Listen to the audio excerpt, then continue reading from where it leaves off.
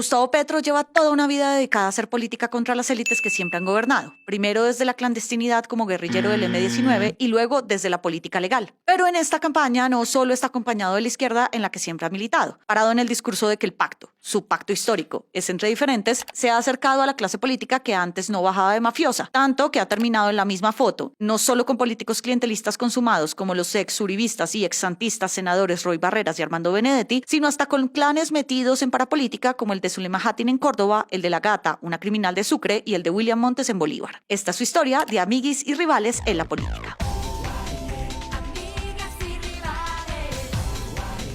Petro entró al M-19 en 1978, cuando tenía 17 años, y se desmovilizó con el resto de esa guerrilla en 1990. Como parte del M fue personero y concejal de Zipaquirá, y tras su desmovilización en 1991 fue elegido representante a la Cámara por Cundinamarca por la Alianza Democrática, un partido heredero del M-19 que se creó en la Asamblea Nacional Constituyente. En el 94 intentó llegar al Senado, pero se quemó. Para ese entonces, varios de sus ex compañeros del M-19 estaban siendo asesinados, y Petro mismo fue amenazado, por lo que el entonces presidente César Gaviria le ofreció un cargo diplomático en Bélgica. Cuando Petro volvió a Colombia, hizo política con Antonio Navarro y fue elegido nuevamente representante a la Cámara. En el 2002 apoyó la candidatura a la presidencia de Lucho Garzón. Alrededor de Garzón se unieron varios grupos políticos de izquierda e independientes. Esa fue la semilla del Polo Democrático, un parche al que cayeron el movimiento Vía Alterna de Petro y Navarro, la ANAPO, que lideraba Samuel Moreno, el Partido Comunista, los sobrevivientes de la Unión Patriótica, entre otros. Pocos años después llegaron el magistrado y senador Carlos Gaviria Díaz, que fue el candidato presidencial del Polo en 2006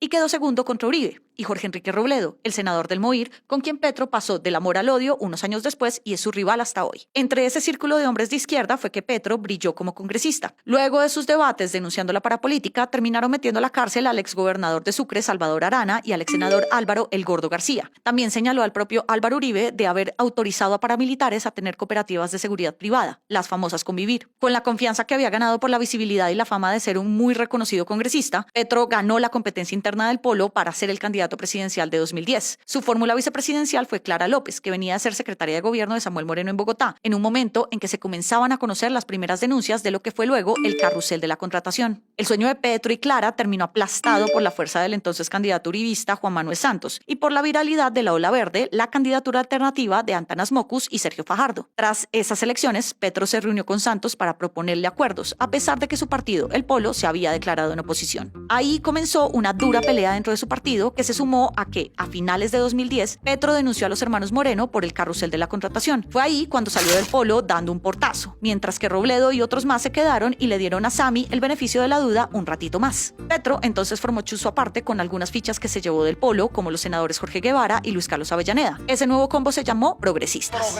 Con Progresistas, Petro fue elegido alcalde de Bogotá en 2011. Ese movimiento eligió una bancada de 8 concejales en Bogotá, que incluía a la hoy senadora verde Angélica Lozano y a Carlos Vicente de Rux, hoy muy críticos de Petro. No solo haya perdido amigos, varios altos funcionarios salieron dando portazos, como su hasta entonces amigo y director de Relaciones Internacionales Daniel García Peña, que se despidió diciéndole que un déspota, por ser de izquierda, no deja de ser déspota. Y su aliado de años, Antonio Navarro, que renunció apenas 3 meses después de que Petro lo nombró secretario de gobierno. Todo lo contrario pasó con Augusto Rodríguez, amigo de Petro desde el M-19 y su asesor en el Congreso por 12 años. En la alcaldía, Rodríguez se convirtió en la sombra de Petro y en la muralla que había que cruzar para llegar a él. Desde entonces no se le despega. Ha sido su asesor en las 2 últimas campañas presidenciales y es de las poquísimas personas en las que Petro confía. Como alcalde, Petro lució un carácter confrontacional con otras autoridades y por eso terminó peleando hasta con el perro, con el consejo, con el gobernador de Cundinamarca, con la policía, con los empresarios de los toros. Pero la más notoria fue su pelea con el procurador Alejandro Ordóñez, que lo destituyó en 2013 por el famoso escándalo de las basuras y lo inhabilitó por 15 años. Años después, la justicia tumbó esa sanción y Petro además ganó una demanda contra el Estado ante la Corte Interamericana de Derechos Humanos. Petro terminó la alcaldía, pero no logró dejar de heredera a su por siempre amiga Clara López. En cambio, ganó su más duro crítico, Enrique Peñalosa, que llegó con la propuesta de un modelo de ciudad opuesto al de Petro y sepultó, entre otros, su proyecto de metro subterráneo. Después de la alcaldía, Petro cambió su eslogan de Bogotá Humana por Colombia Humana y se lanzó a la presidencia por segunda vez. Para eso recogió firmas, escogió como fórmula a la representante verde Ángela María Robledo y convocó un combo de partidos y movimientos de izquierda que, además del suyo, incluía al Maíz, la Unión Patriótica, Fuerza Ciudadana y el Partido Comunista. El único que se quedó por fuera fue el Polo, que avaló a Fajardo gracias a la fuerza que aún tenía en ese partido Jorge Robledo, ya un rival consumado de Petro. Las bases del polo, en todo caso, terminaron yéndose con Petro. Petro llegó a la primera vuelta con el impulso de una consulta que sacó más de 3.5 millones de votos, en la que le ganó de lejos al exalcalde de Santa Marta y desde entonces aliado suyo, Carlos Caicedo, y logró pasar a segunda vuelta frente al uribista Iván Duque con 4.8 millones de votos. Para la segunda hizo un acuerdo en mármol con Claudia López y Antanas Mockus, pero aunque al final sacó una votación histórica para la izquierda de 8 millones de votos, no le alcanzó para ganar. Su fuerza en esta campaña, en todo caso, le sirvió para impulsar la elección en el Congreso del libretista de televisión Gustavo Bolívar, que desde entonces se ha convertido en su camarógrafo y en una de sus fichas más leales. Aida Bella, líder de la UP,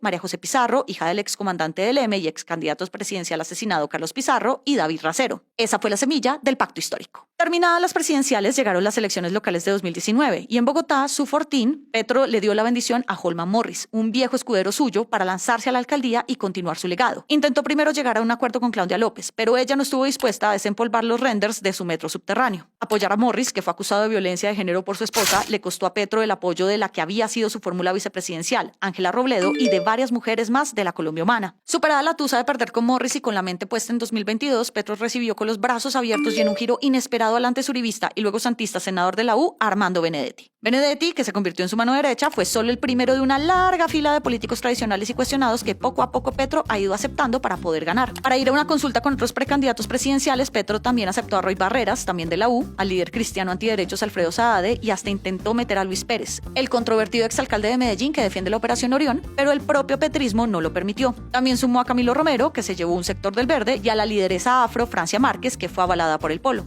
Petro ganó esa consulta y la terminó eligiendo a ella como su fórmula vicepresidencial. Inicialmente les tenía ese puesto separado de los liberales, pero como César Gaviria lo gosteó, se lo dio a Márquez, que sacó más de 780,000 votos en la consulta. Su combo de aliados incluye además a joyitas, como el senador liberal Julián Bedoya, que falsificó su título de abogado y está siendo investigado por presionar a funcionarios a votar por él, y a la senadora electa por el Pacto Histórico Piedad Córdoba, que ha sido acusada de beneficiarse políticamente de la liberación de secuestrados de las FARC y de tener nexos con el presunto testaferro de Nicolás Maduro, Alex Saab. Por todos esos ruidos, Petro le tuvo que pedir a Córdoba que se apartara de la campaña. La campaña de Petro de hoy reúne en un solo salón a los viejos amigos y aliados de izquierda con los que creció, con políticos cuestionados y condenados que antes criticó. Con esa estrategia que justifica con el discurso del pacto entre diferentes y del perdón social, Petro ha tratado de sumar los votos que necesita para su sueño de ser el primer presidente de izquierda. Falta ver si su pacto entre diferentes que creó para sumar le termina restando ahora que su rival sorpresa llegó a donde está por ser un antipolítico consumado.